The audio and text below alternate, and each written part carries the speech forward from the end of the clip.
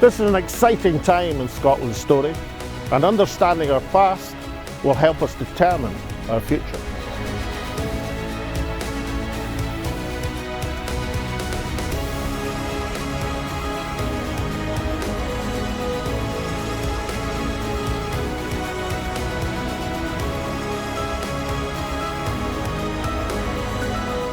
And when Scotland's voice is heard, it charts the way forward.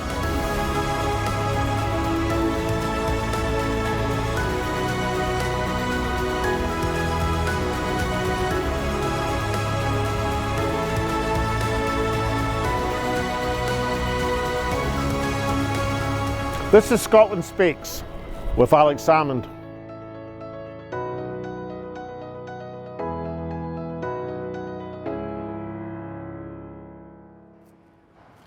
Welcome to Victoria Tower Gardens, right outside the Palace of Westminster. And welcome to Scotland Speaks with Alex Salmond. As of last week, both the Scottish and the Westminster Parliaments were in recess. So this is an excellent time to review how the winds will be blowing this autumn when the political season resumes. We'll be speaking to Scottish commentators later in the show. But first up, we'll speak to Steve Richards and to Baroness Kennedy, one of the liveliest peers in the House of Lords. But first up, let's go to Tasmina in the studio in Glasgow, who's got your message, your emails, your reaction to last week's show. Thank you very much indeed, Alex. And now to my favourite part of the show called You Speak. And thank you so very much for all the tweets, messages and emails you've sent into the show in response to our very special tribute to the late, great Dr. Winifred Ewing in last week's show. Here's just a few of my favourites. First of all, we turn to Twitter and a very special message from Winnie's daughter, Annabelle. Annabelle Ewing says, "What a great tribute to my mum. Thanks to Alex Salmond and the team." Well, thanks to you, Annabelle, and the whole family for giving us the privilege. David says, "For those of us who may have been just slightly too young to recognise her significance from 67 into the 70s, this programme was a wonderful insight into Winnie and her legacy." Marion Mason says on Facebook, "What a beautiful woman Winnie was, inside and out. It was lovely that she came to St Andrews in the 1970s to meet the local SNP branch members and St Andrews University independent supporters, including Alex Salmond." Alan Henry says, "Excellent eulogy from Alex. Winnie is truly Madame of Course and will be remembered as such forever in the history books." And finally to YouTube, Donald says, "Great tribute to our Winnie. Well done, Alex. Proud of you and your team. Keep up the great work." And now to this week's show. Last week marked recess, finally, for the House of Commons. And the parliamentary debates, of course, fizzled out for the parliamentary year after some desultory ping-pong between the House of Commons and the House of Lords. And of course, two massive by-election defeats spell trouble for the UK Conservative government if they are to be competitive at the next general election.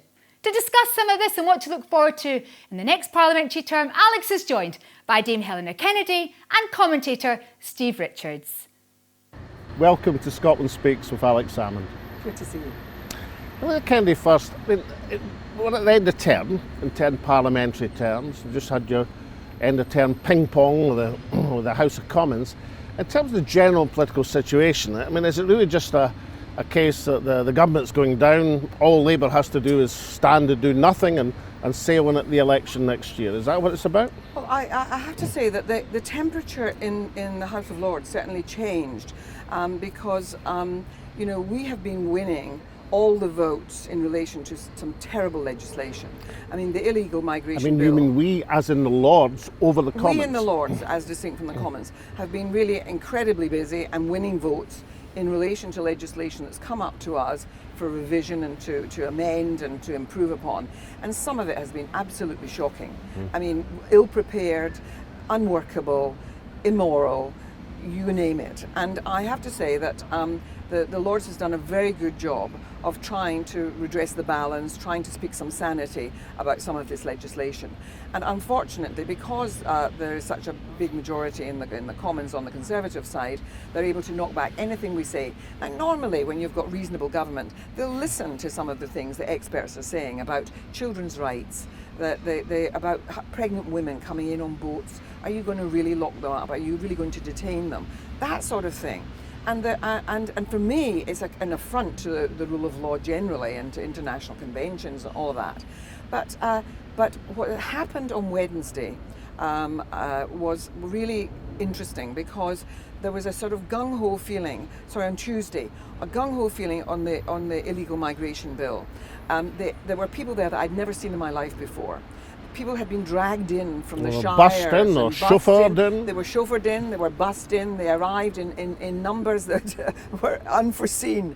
And I have to tell you that, and so they basically packed the place and they sent the bill back unamended. And so and that sense of having been triumphalist meant that yesterday, again, they came back. It had given them a strong sense. And I overheard some Conservatives saying, doesn't it feel good? We've got our mojo back. And so I think that Labour should be very careful about thinking that it's in the bag, because, running this migration issue is a dog whistle. It's a nasty piece of work. And one of the Conservatives in the House of Lords said to me, he said, it's the last card in the pack. And of course, by that he was saying everything else gone belly up. But we know that migration is a winner. Often with the general public, if you make people feel afraid of foreigners, of people coming in and taking jobs and housing and costing the economy, if you run it like that, then you've got a card that could be a winner. And so I think Labour's got to be very careful, and it's got to be very cautious about what it's saying. So, Steve Richard, do we have to regard the House of Lords as the watchdog of liberal values? And is the government going to test the strength that Helena Kennedy describes? Well, in the current context, you do, because they are playing this populist card, and the House of Lords, who don't have to stand for election, can do things without thinking about the implications for the wider electorate, which of course doesn't apply for those in the House of Commons. But your question about is it all set, the next UK general election? I mean, my feeling is that whatever populist cards they play, the anti-Tory mood is pretty strong now and won't shift greatly. However, Labour usually loses UK general elections, and that doesn't mean they can just sit back and assume it's theirs. And my concern is a different one to a lot of the sort of Westminster commentariat, which is I cannot think, I don't know whether you two can, of a successful electoral and governing project which appears to be copying an earlier one. If you look at the big UK winners, Wilson, Thatcher, Blair, they were all unique. And I think Keir Starmer is trying too hard to be defined by Tony Blair, copying Tony Blair's language, copying a strategy from a different era. And I can't think of a political project which is successful that has copied an earlier one, however successful the earlier one was. And that, watching this, is my concern, funny enough. Now, lots of people say, oh, isn't it brilliant? Blair's endorsed Starmer, Starmer's endorsed Blair, it's fantastic. Well, Thatcher, when Blair was leader, he didn't say, right, I need a meeting with Harold Wilson and the past is the past, and I think he should be much more concerned about being Keir Starmer. But I get the impression he's burdened by the past too much. So although there is this anti-Tory mood, I think he still needs to develop quite a lot, actually, as a public figure. The point that Steve makes there, last week, Tony Blair, Keir Starmer appeared on a platform talking about the two-child limit on social security. Was that an example of being confined by the past? Well, I personally feel that there are some people around Keir who are from that era, And I really do think, I share Steve's view. I actually think that he should be developing a strategy that is not related to the past. Too much has happened in the years that have gone in between. We've had austerity, and I mean that whole commitment to shrinking the state, which has been at the heart of Conservative policy, whichever person was leading, shrinking the state, shrinking and lowering taxation. That whole sort of neoliberal economic thing has been terribly destructive to our country because we've lost a lot of our social services. You can't mend the National Health Service without looking at what's happening in other parts of the system, what's happening in childcare, what's happening in early years, and what's happening to the elderly, what's all that other stuff that you need to support a good health system. And the same is true in the courts, and I'm a lawyer, and the courts are in absolute disarray. And if you have service to deal with alternatives to prison, if you haven't got people who are dealing with people who are coming out of prison to work with them so that they don't recommit offences, you're on a hiding to nothing, and that's all been destroyed. And so I think that we've got to be clear that I can see that Keir was in my chambers, and he's a colleague, and he was my junior in cases, very clever, incredibly hardworking. He was certainly meticulous about what he will be learning in this process, but he's not a politician. He's not somebody who's spent many years in the Commons, and so a lot of this he's relying on people, I feel, who've got too much hinterland, too much of that baggage of the new Labour years. And I think that he should be trying to make something of his own in this. I think he should be saying the National Health Service has to be saved. It was created by Labour. We committed to it. It's at the heart of the country, and it's the thing. It's where we're all in it together. And he should be making that we're all in it together, but for real. And that was a phony call by the Conservatives when they were dealing with the economic crisis back in 2010. So I feel very strongly that he should be making this his own. A moment where he has to admit to people there's not a lot of money. They've absolutely tanked the economy. These folk who've been in government. We've got to therefore deal with it by cautiously, because there was not going to be a lot in the bank to use, but at the same time committing to projects of housing for the many who can't find homes and the young, what that means, and also to the proper healthcare and to social services generally. But are Labour frightened, Steve, of what we could call a Liz Truss moment, that if they commit to anything, it'll be said, oh, you're going to do the same as that disastrous Liz Truss period. Is that what they're frightened of? They're frightened of that. They are frightened of it being 1992 rather than 1997. Yeah. But in a way, that question confirms what I mean. It's all the past. Of course, they're not going to go in with a sort of Liz Truss strategy. They'd be bonkers to go in with a Liz Truss strategy. But they are facing a new set of challenges. This is not 1997, where the economy was growing. Yeah. And in a way, they can't say, as he rightly does, Keir Starmer, nothing works in Britain, everything's on its knees. And we're going to sort of... Well, it's deriding the very people who work in these systems. The people who work in the National Health Service do out of the commitment to it. I mean, it really is something that they're really committed to. And to deride it as saying that the whole system's not working, it's not working because it hasn't been resourced properly and because it's been absolutely diminished. And there's been, I think, a project which has been to do that. So it's not just an accident. But I also think that he's got to be saying, listen, I'm going to have to look at what the situation is financially when I come in, and there may be a very big letter to me saying that there's nothing that I can use, but I am going to be looking behind every cushion on the couch to find money for the things that I think are fundamental, and one of them is the National Health Service, and then other social structures, the teaching and all of those things. See, one of the things I'll just quickly ask Holyrood to do something which she'll find quite difficult. I want you to peer into the mind of Prime Minister Rishi Sunak. Now, apart from throwing this red meat, which you described on immigration to what he thinks the massive, but what's the Tory strategy? What is he trying to do at the present moment? Well, he is presenting as a safe pair of hands, and a lot of people find him quite convincing in that role, and he's got Jeremy Hunt, who also sounds like a very sensible person. So unlike the kind of mad folk who were, the previous regime that were holding the reins, Boris and his cohorts, there's a strong sense that at least some sanity has returned, and so I think that he's playing that carefully, and he's going to find some pretty nasty things to say about Labour. He'll say they're going to destroy the economy, they're going to ruin the defence, they've got bleeding hearts, they're going to spend money on lots of things that we can't afford to spend money on, and they're going to bring in lots of foreigners. That's what he's going to say.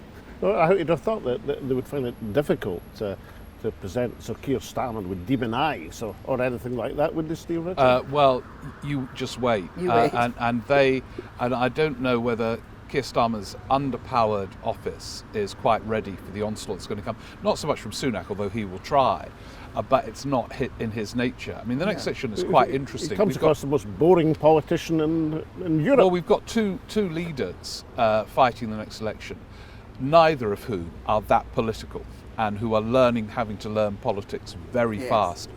But the newspapers, again, unlike 97, are going to go for Keir Starmer. The Mail, the Telegraph, Keir Starmer's office hope the Times will back them. They won't. They won't. And it will be vicious. And one of the perverse things is one of the things they will do is go for them that you can't trust them with the economy and so on. They will. Even though they are being so ultra cautious that no shadow campaign dares open their mouths. The Conservative Party cannot win an election with sky-high mortgage rates. Oh no, sorry. From the beginning I said the anti-Tory mood is set, and Sunak's in a very, very difficult position because that they've been in power for a long, long time, and it's a big ask to say, aren't you all enjoying yourselves? Give us another term when no one is enjoying themselves in the current mess. So he's in a very difficult position, and I can't see the route through that leads him to winning next time beyond this doubt I have about Keir Starmer's strategy of framing everything around Tony Blair, which I think is a mistake. Join us after the break when Alex continues his discussion with Dame Helena Kennedy and Steve Richards. We shall see you then. The eyes have it, the eyes have it. You've probably heard that phrase before, but you've never heard it in the Spiegel tent in Edinburgh. But coming up in August, from the 4th of August to the 13th of August, Alex Salmond is doing a series of debates. And I'm going to be on one of them. So you might want to miss that, or you might not want to miss it. John Bercow is going to be there as well. The former Mr. Speaker is going to be bringing his woolsack with him and determining who is going to win various debates over the course of time. David Davis is going to be around. Mick Lynch might be there too. And Brian Cox, of course, from Succession, will also be there. So, you don't want to miss it. Get your tickets now. It's going to be fun. It's going to be raucous. There might even be the odd 4-letter word coming from me to various people. Don't miss it. It's the Edinburgh Festival. Get your tickets right now.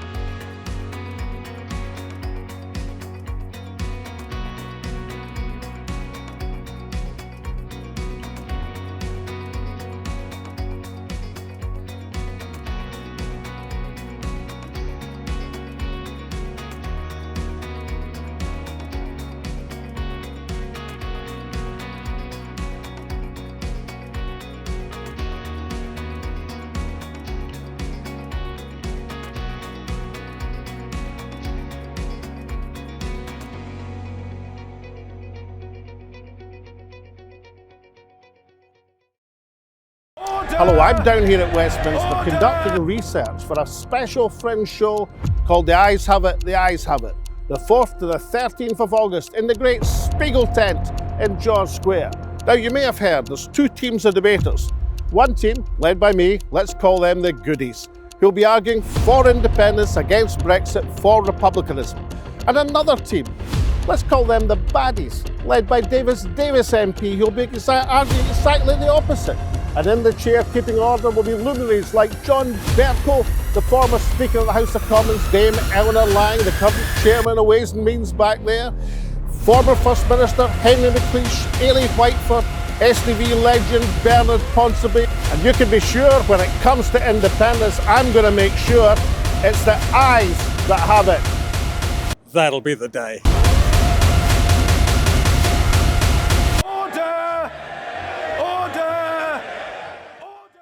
Welcome back to Scotland Speaks with Alex Salmond. Alex is continuing his discussion with two top commentators from Westminster, Dame Helena Kennedy and Steve Richards.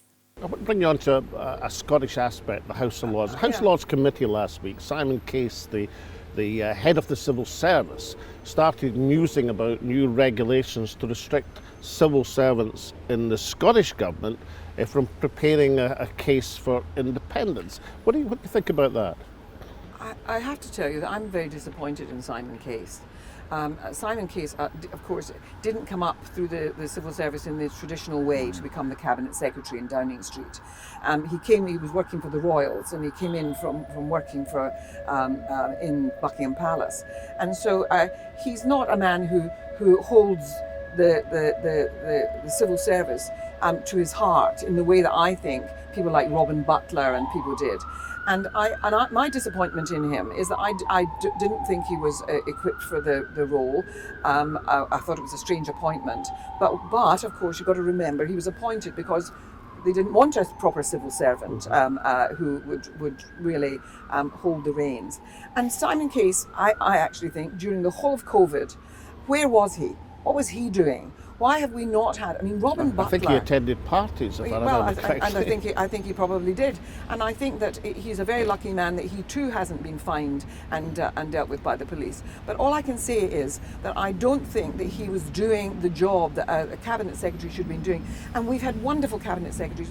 Just go back in time, the ones who worked, Gus O'Donnell, Robin Butler, still in the House of Lords, and an incredibly impressive man. He would not have allowed some of those things to take place. A strong ethical sense, a strong sense of ministerial responsibility. He should have been advising Boris Johnson on half of these things, and I don't think that he was strong enough to do it. And if you were, let's say, a Scottish law officer, would you see a legal remedy to protect the ability of the civil service in Scotland to obey their political direction? I think that there would have to be judicial review of any kind of intervention in the independence of the civil service.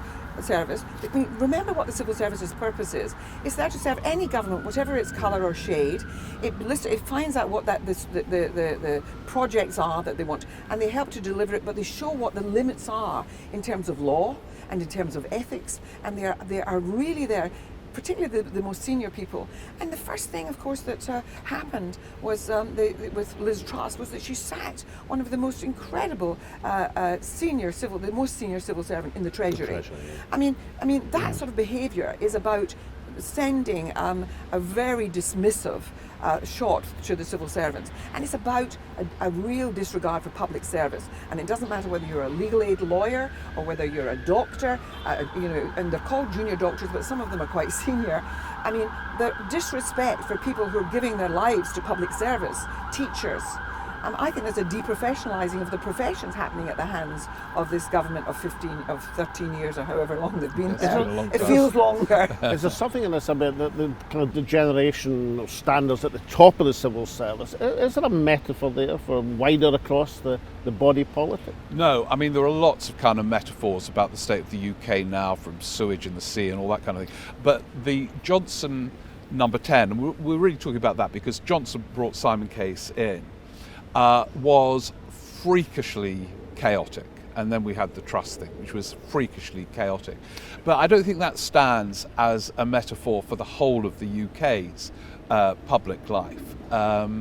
These were a bunch of people who were way out of their depth, and Simon Case wasn't up to mastering them in a way that some of the previous cabinet secretaries might have been, at least challenging them.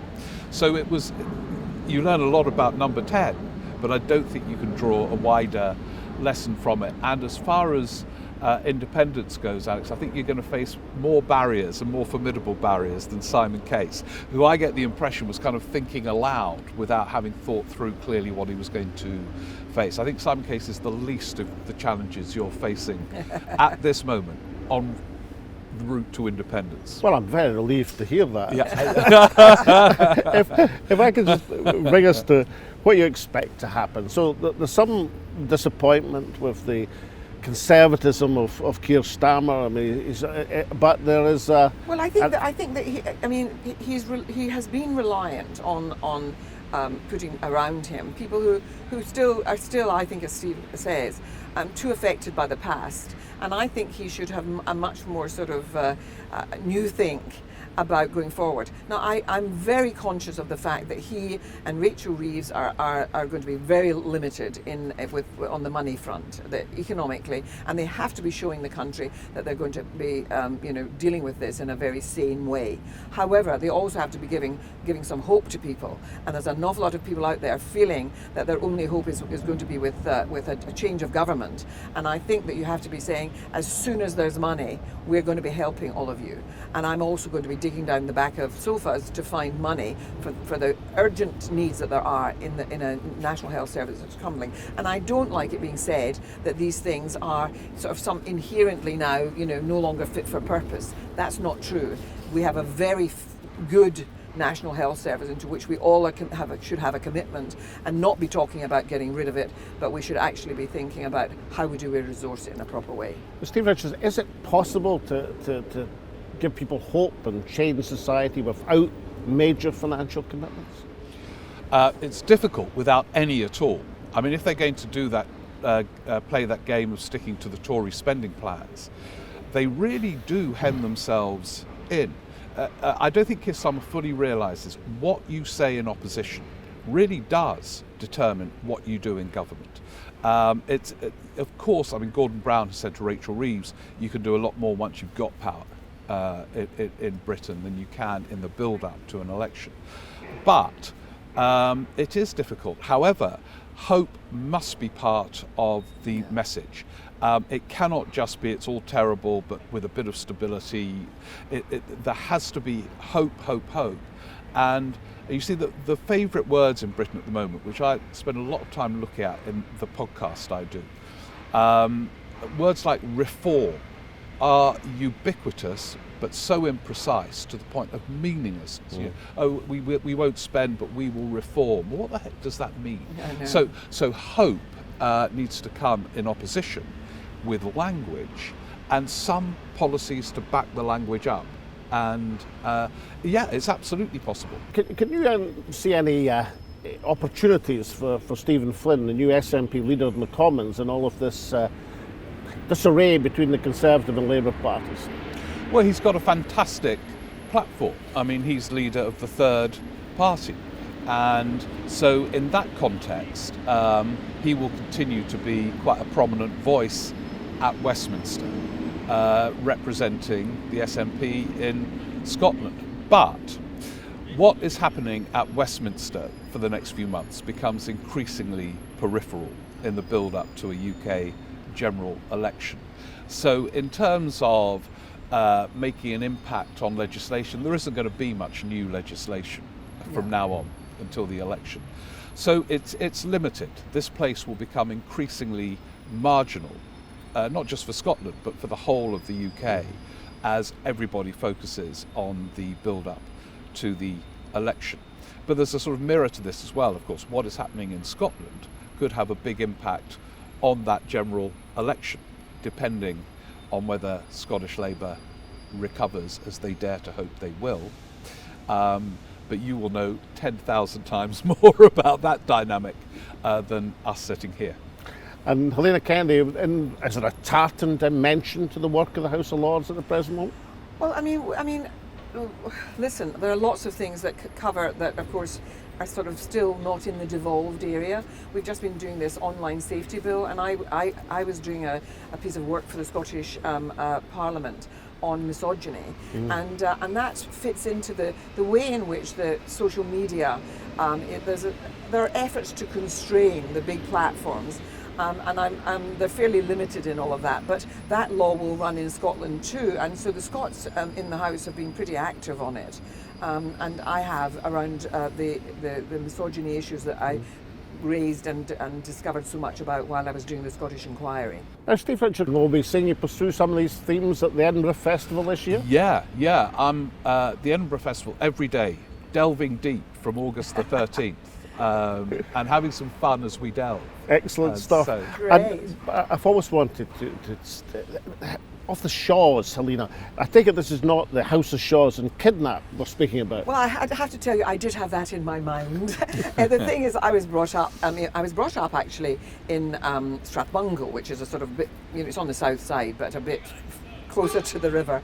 Whereas we moved eventually to a corporation house, which was everybody's aspiration after the Second World War. When I was a child, I was in a tenement, brought up in a tenement until I was 10 or so, and then we moved to Pollock Shaws. So I was brought up in the Shaws, but I liked the idea that it had that literary connection, which was the House of Shaws, and so that's how I came to be Baroness Kennedy of the Shaws. Well, Baroness Kennedy of the Shaws and Steve Richards of the podcast. Thank you so much for joining me on Scotland Speaks with Alex Salmond. Thank you. Good to see you. Join us after the break, where we turn to Alex's favourite part of the show, Scotland's hidden heroes. We'll see you then. Here in our capital city of Edinburgh, with Edinburgh Castle behind us, and in the Spiegel tent during the festival, I'll be presenting the most important argument for independence you've ever heard. The final clinching argument. If you remember nothing else, then just remember this. Mr. Salmond, your time is up. You'll just have to buy a ticket.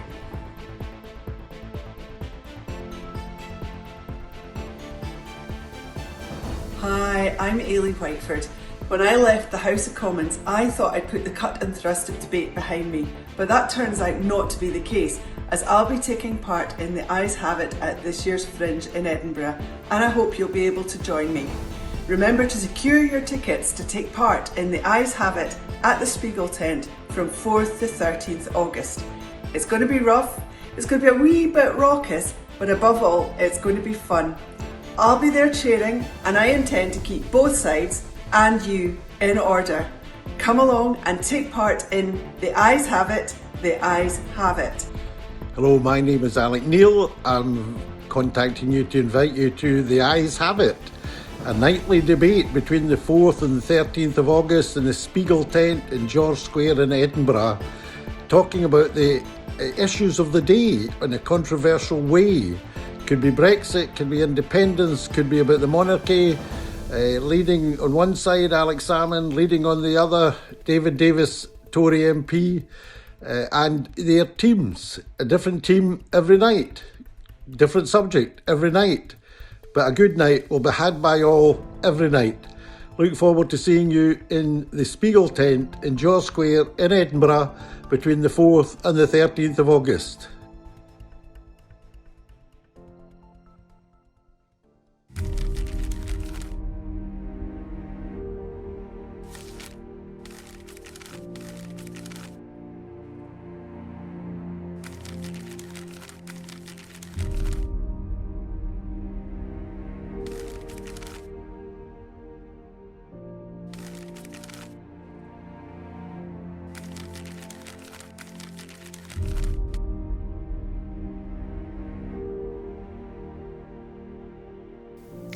Now, Scotland's hidden heroes, where I go through a number of figures through Scottish history who had a fundamental impact on events, but nobody very much has ever heard of. Now, one of these is Marie de Guise, a French woman, not a Scot, but for 20 years in the 16th century had the most fundamental impact on Scottish history. She was the second wife of James V, the mother of Mary Queen of Scots.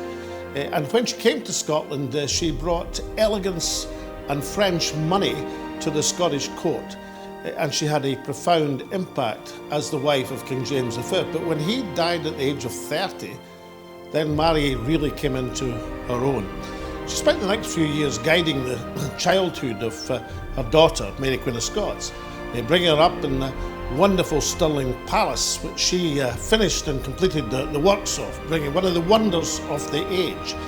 But more than that, she was plotting a dynastic succession affecting the whole of the continent of Europe. Understandably, from the House of Guise, one of the key noble families of France, she pursued the Franco-Scottish alliance, and she pursued it avidly.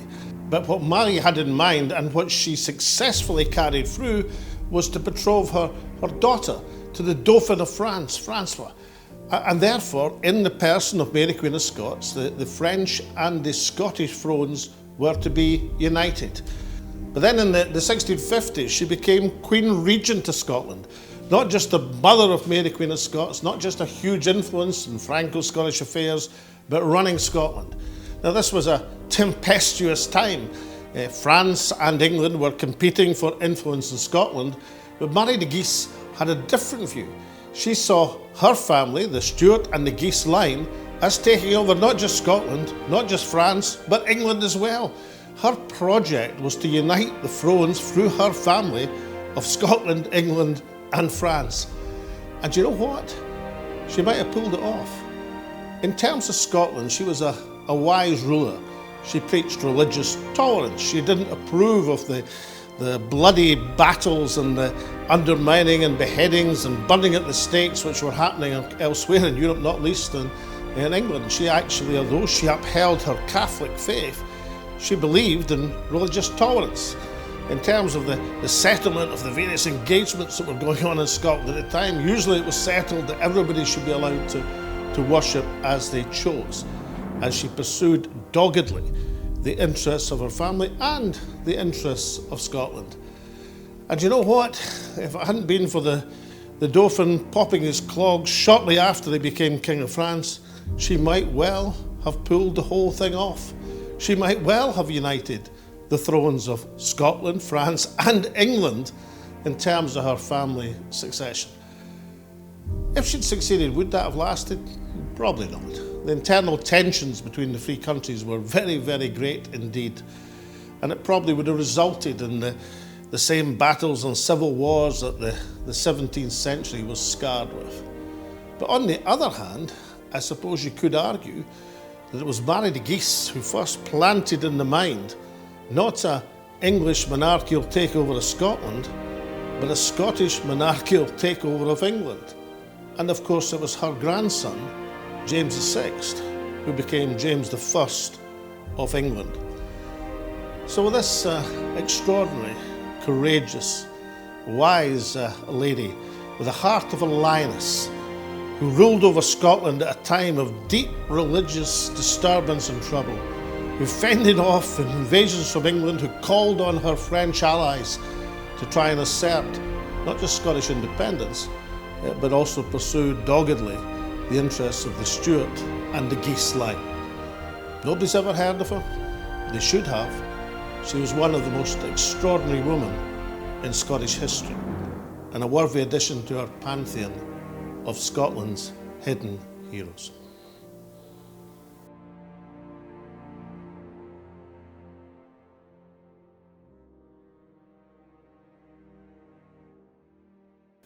Now, Alex has taken the political temperature of Westminster, but what of Scotland?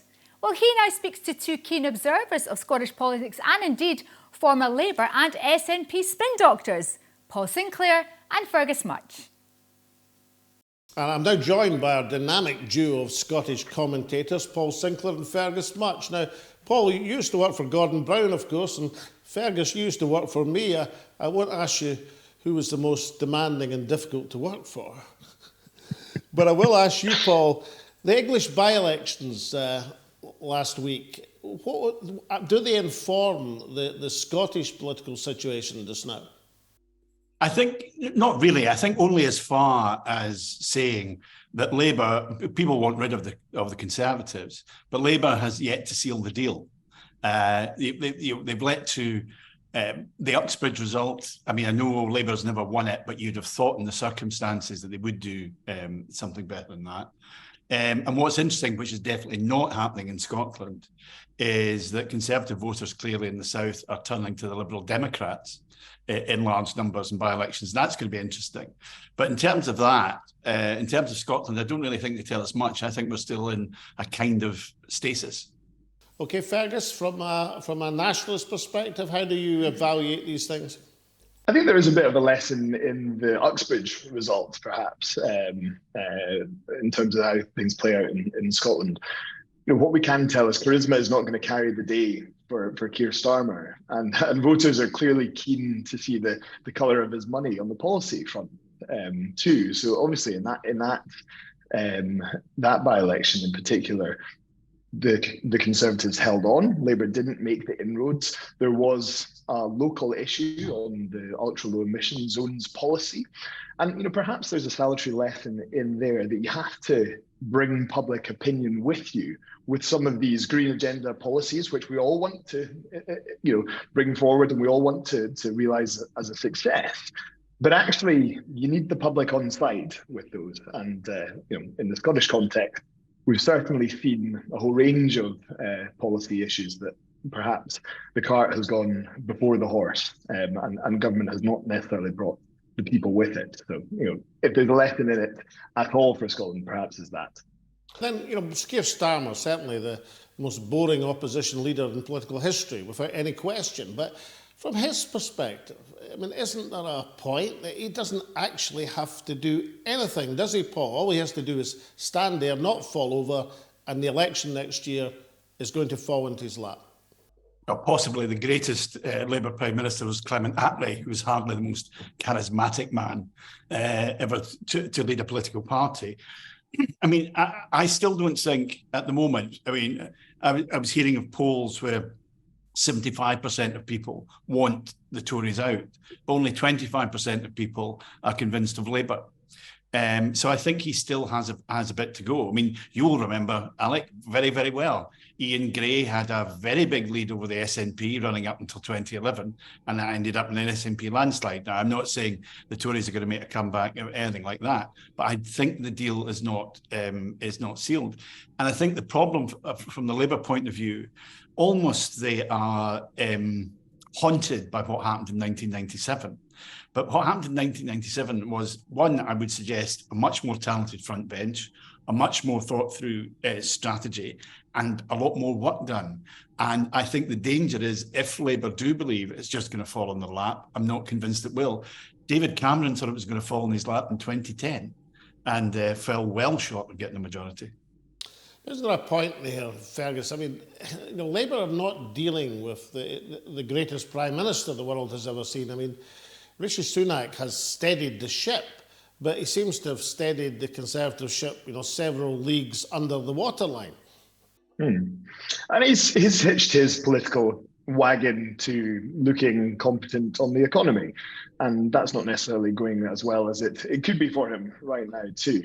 I suppose the SNP will have their own by-election test to come yet, most likely, and we'll know whether the recall petition has received the number of signatures it needs in Rutherglen by the end of this month. So, perhaps the parallels to be drawn, in the Scottish context, maybe let's not try and apply them as it stands. We'll likely know how they sit in a couple of months' time. So, how much trouble are the SNP in? Are they in as much trouble in Scotland, Paul, as the Tories are south of the border? No, I think this is quite a remarkable thing about Scottish politics. And it's a question of whether people, when we look at the polls, just haven't put their minds to it yet. Because it is remarkable that the SNP are still, if not in the lead, only one poll put them even with the Labour Party. And considering the difficulties they've had over Nicola Sturgeon and the police investigation and their record in government, the idea of Scotland, the land of shipbuilding, can't build ferries, is remarkable. Now, I think one of the difficulties is that we have two opposition parties that I can't tell you what a Labour Scotland looks like. I certainly don't know what a Conservative Scotland looks like. And I think there needs to be a much better offer from the opposition parties than there is at the moment, because at the moment it still looks like, 9 years on, we're still set in our ways. I said before the referendum, advised the Labour people that whatever was the yes vote would translate into the SNP vote, and that has been the case pretty well for 9 years. So I would have expected, even when you were First Minister and I worked with Joanne Lamont, and you'd won your overall majority, there were a few polls that put Labour ahead. Now, we didn't believe them, we didn't believe it was a trend, but there was a public reaction. That kind of reaction doesn't seem to be happening now. And therefore, I would say, just before let Ferguson just say two things I think would be quite interesting. I'm not convinced. The Labour Party seem to be celebrating the fact that they're not as far behind as they once were. They're not celebrating the fact that they're putting on seats. And I think the figure of 20 to 25 is very optimistic. At the same time, I wouldn't write off the Tories winning seats, particularly in the North East, with the SNP and the Labour Party pretty well saying they'll close down the North Sea. And I also believe in the short campaign, gender recognition will be a big issue and a big problem, certainly for Keir Starmer and the SNP. So I wouldn't write off the Tories getting actually, they could even put on seats.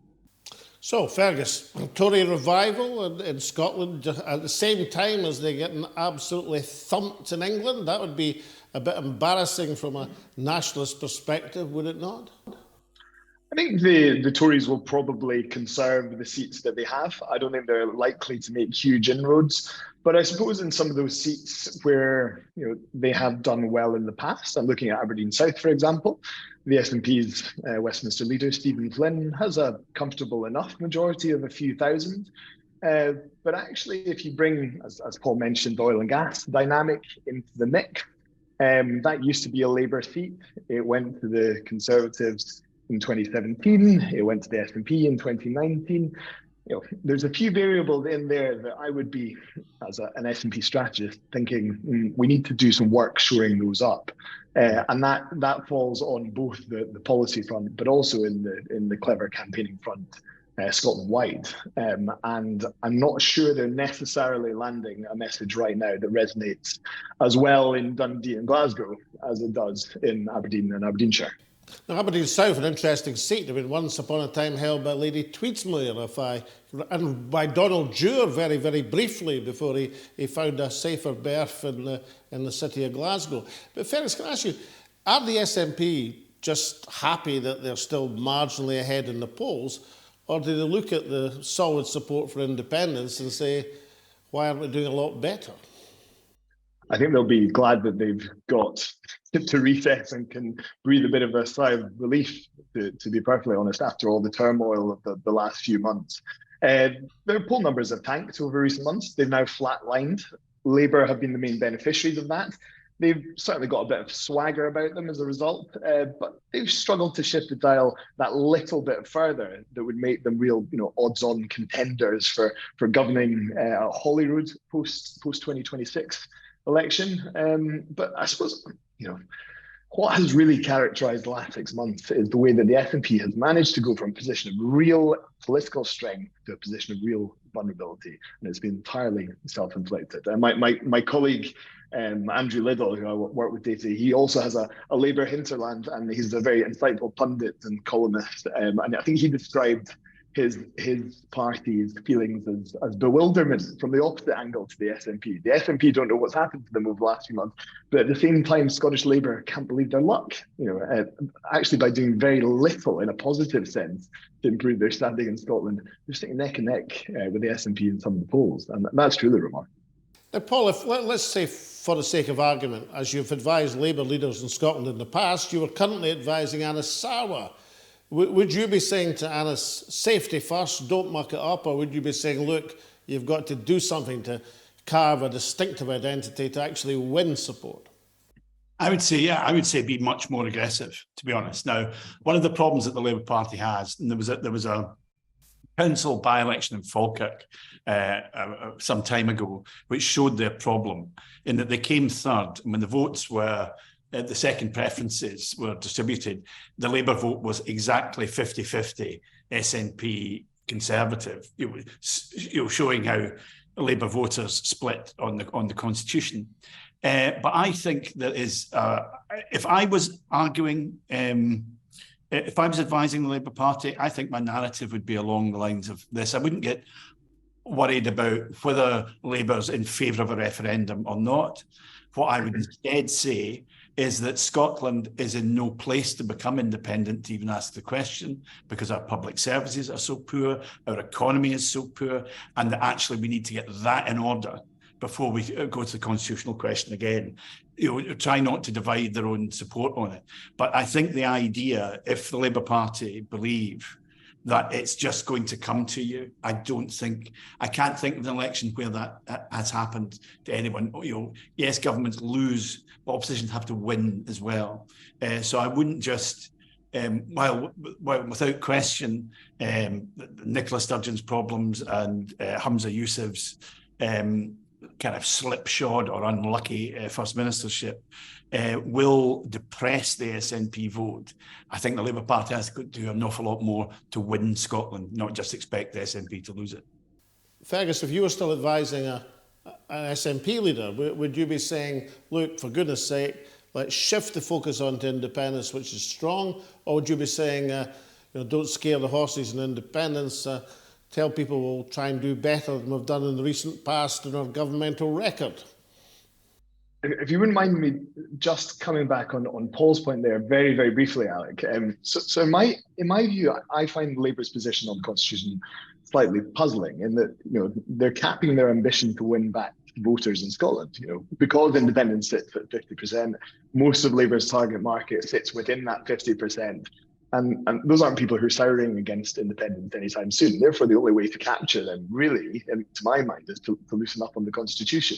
That could be a devolution prospect, but there's no one really leading that argument in a meaningful way as it stands. But to come back to your point, Alec, it has to be about independence when SNP support is sitting at low 30s, independent support is sitting at mid 50s.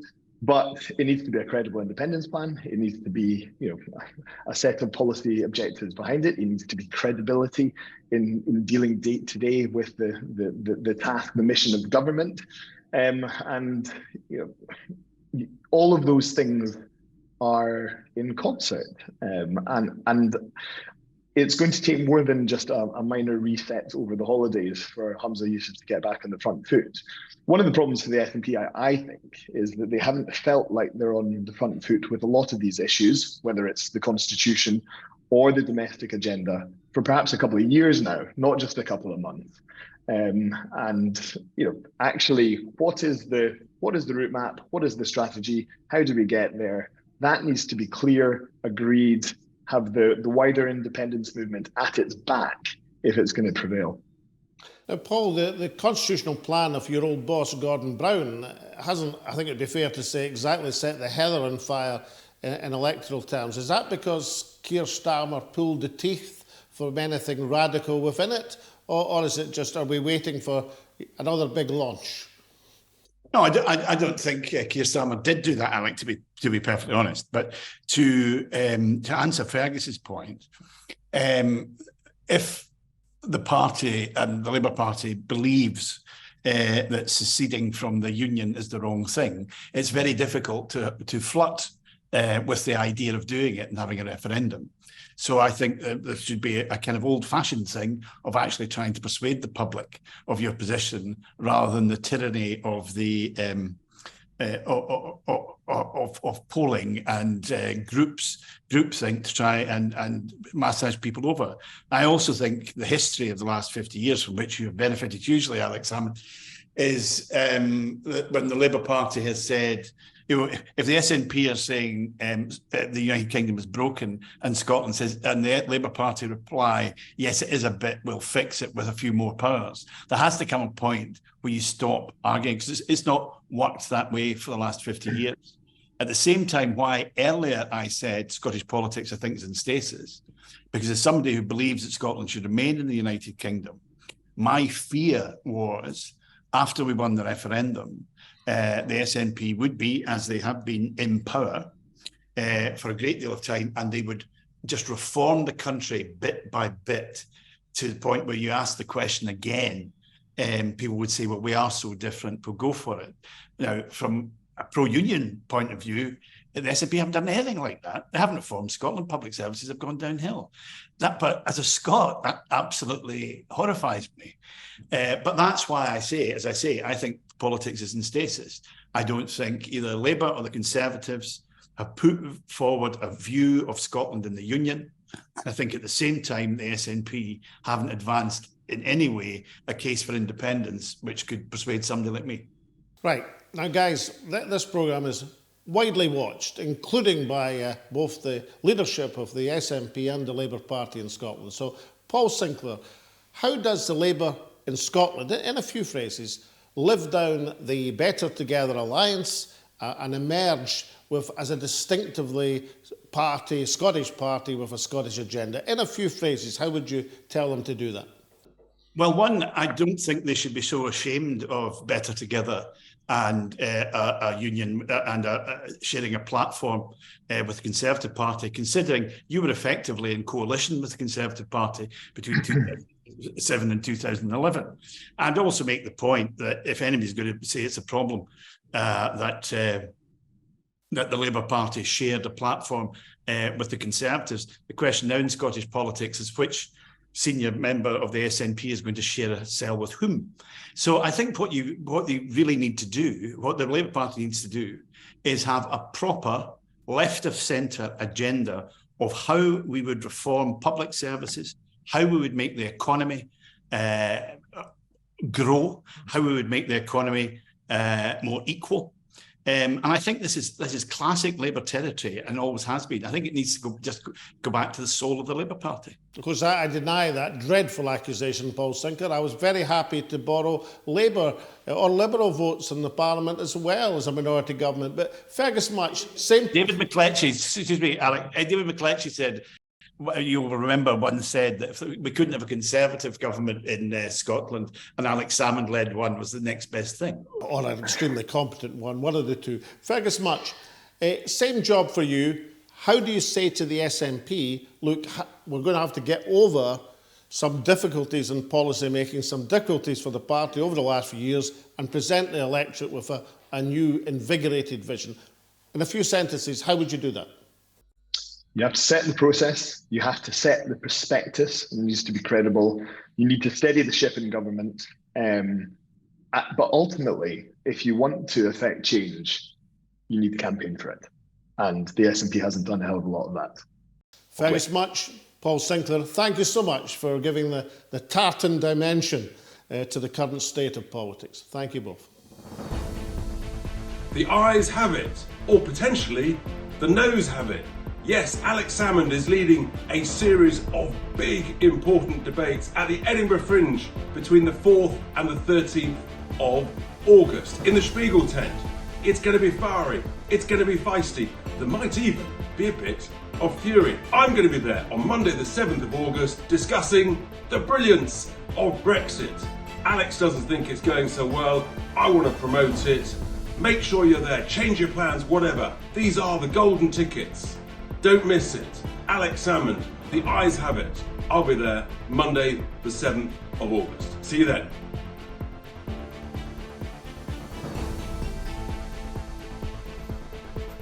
This is Vince Cable here. I'm asking you to secure your tickets for The Ayes Have It at the Spiegel tent, the Edinburgh Fringe, 4th to the 13th of August. I'll be debating Brexit with Alex Salmond and David Davis on the 9th of August. I promise to be fun and lively. So please come along and give me a hand. The ayes have it. The ayes have it. Thank you. So we've heard from our distinguished commentators, south and north of the border, Westminster and Holyrood, about the state of play in the body politic. And what did they have to tell us? Well, firstly, the Tory party are in deep doo-doo. You don't have to be Einstein to realise that. But a more challenging assessment is it's not going to change. It's not going to change not because it's impossible to turn the government's fortunes around, but because within the Prime Minister or his Chancellor, Jeremy Hunt, there's no ability to do it. This government don't even have empathy with the traditional Tory support, never mind the rest of the country. And because of that, Sir Keir Starmer is probably right to believe that he has to do absolutely nothing in order to become Prime Minister at some point late next year. The Labour Party just need not to drop the tray with the glasses as they glide over the ballroom floor. They're like a waiter terrified of dropping and breaking everything. But they're probably right. As long as they don't make any cataclysmic mistake, then they'll probably win. Now, I prefer my opposition leaders to have a bit of verb, excitement, like Harold Wilson in the 1960s, or even, dare I say it, Tony Blair in 1997, to actually try and win an election, as opposed just to assuming the government's going to lose it. But nonetheless, the assessment is probably correct that Labour can inherit the Westminster crown without doing anything much at all, and that applies for Sir Keir Starmer south of the border, and therefore to Anna Sarwar north of the border. The more interesting position is the fortunes of the SNP, currently on course to lose perhaps 15, perhaps 20 seats. Obviously, lots of their MPs not standing again. They don't seem to be galvanised with the thought of contesting an election. But, you know, the SNP's fortunes and Scottish nationalism's fortunes could be turned round, and turned round in the time for next year's election. You've got to do three things. Firstly, Hamza Yousaf has inherited a difficult position, has to junk his predecessor's agenda. You've got to keep clear tartan water between your administration and what has happened before. And if you're going to do that, instead of crawling away from various daft commitments like bottle schemes or banning fishing areas and not telling anybody about it, you embrace your U-turns, you make a virtue of it. You say, this is a new administration with new ideas. Secondly, of course, you have to have a strategy for independence. That's pretty clear at a time when the SNP support somewhere in the mid-30s and independent support is approaching 50%. If you want to galvanise the nationalist vote, you have to offer people a strategy on Scottish independence. And thirdly, you've got to do a way to combine the independence strategy and divorcing yourself from the SNP's recent, rather challenging track record. And that surely is through the Scotland United for Independence concept. If you go down that road, which the SNP, it should be said, so no signs of doing at the present moment, but nonetheless, let's test the argument. If you go down that road, then firstly, you unite the national movement, unite the various parties who are arguing for independence. Secondly, you divorce the case of independence, the bit that carries 50% support from the recent track record of the SNP. And you present the electorate in Scotland for next year's general election with something different, something exciting, something that galvanises, something that gets them out of their homes into the polling stations. Now, you might be watching this saying, well, why is Alex Salmond so concerned about the fate of the SNP? He's leader of the Alapa party. Why should I care about the SNP? Well, the answer is quite simple. Many people spent a lot of time, 25 years in fact, removing the dead hand of the Labour Party from dominance of Scottish politics. And that was something that needed to be done because the Labour Party richly deserved their comeuppance. I don't want to see them gifted it back again with no effort whatsoever. I want Scottish politics to continue in a nationalist direction. And therefore, if that can be done through Scotland United for Independence, then let it be so, because we want independence as our pole star. And also, and this is really important, the thing to remember for all of us, that the real fight is for Scotland. And with that, we come to the end of episode 3 of Scotland Speaks with Alex Salmond. And we do hope you've enjoyed the show. Remember to write into us with your tweets, messages and emails so we can read them out every week, and indeed with ideas for future shows. Now, we're back every Thursday at 9 o'clock on Facebook, YouTube, Twitter, and you can listen to us on Apple Podcasts and Spotify. And if you'd like to subscribe, you'll get ad-free content, bonus content, a monthly Ask Alex Anything, and of course the opportunity to listen to a monthly monologue from Alex Salmond. So for myself and Alex and all at the show, thank you so much for joining us this week, and we really hope to see you again next week. Bye for now.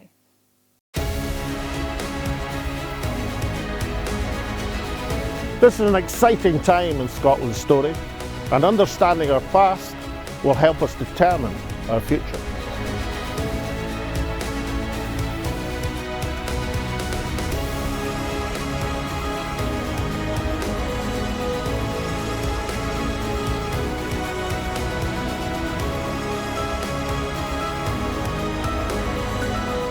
And when Scotland's voice is heard, it charts the way forward.